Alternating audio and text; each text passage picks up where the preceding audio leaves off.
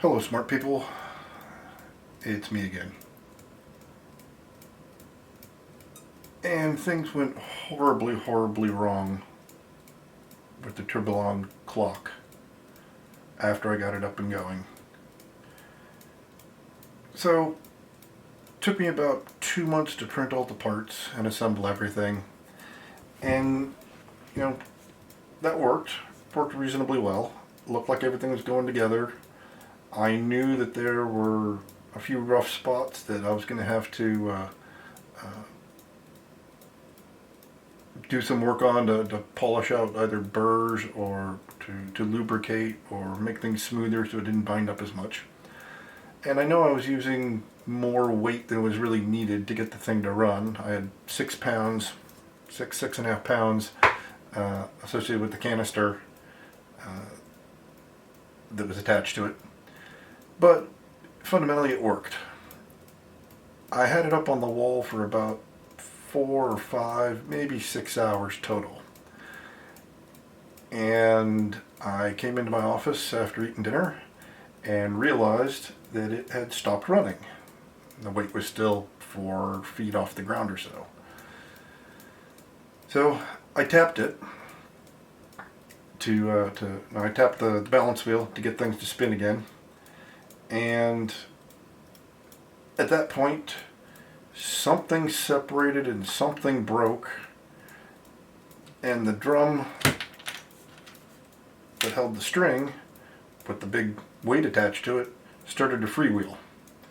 It completely just let go.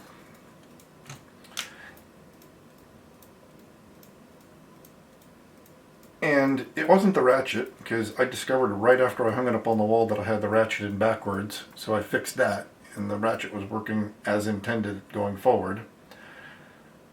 But yeah, the drum decided it was going to freewheel, and the drum crashed to the floor. You can see the pair of steel 1, 2, 3 blocks I had on it to add additional weight so everything would run properly in the video.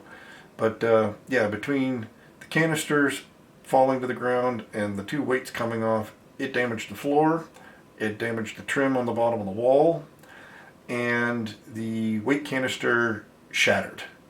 I mean, it was in 5 or 6 different pieces. At that point, it was so violent that it pulled the clock off the wall.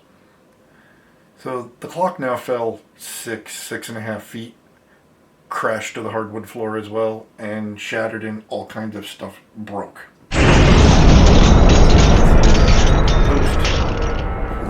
The frame broke. There are teeth that are chipped, and one that's entirely missing from the gear here. There were other posts, like on the frame there, that broke. Stuff split. Yeah, just all kinds of crap went nuts. Shafts are busted off. At this point, it is entirely suspect from a mechanical standpoint, so I don't think I can reuse much or any of these parts. And at this point, I don't have the emotional energy in me to build another one at this time. As you can see in the background, there's other stuff going on, but in terms of this Tourbillon clock, I may attempt it again in the future, but this one was a pretty aggressive attempt for a first significant 3D printed project.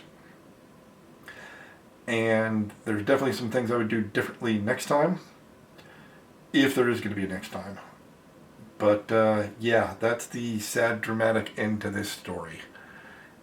It is what it is. I would love it if it had survived, and I love the fact that I got the thing to run and it worked and was a sight to behold. But yeah, this one is now junk. This is all that's left. Everything else has already been thrown away. So many different parts broke on this thing, it wasn't even funny. But yeah, I don't trust any of these components now. I may take out all the hardware later on to potentially reuse, but yeah, the rest of this is just going in the bin. I feel like an incredibly dumb person now. But I learned a lot. I had fun.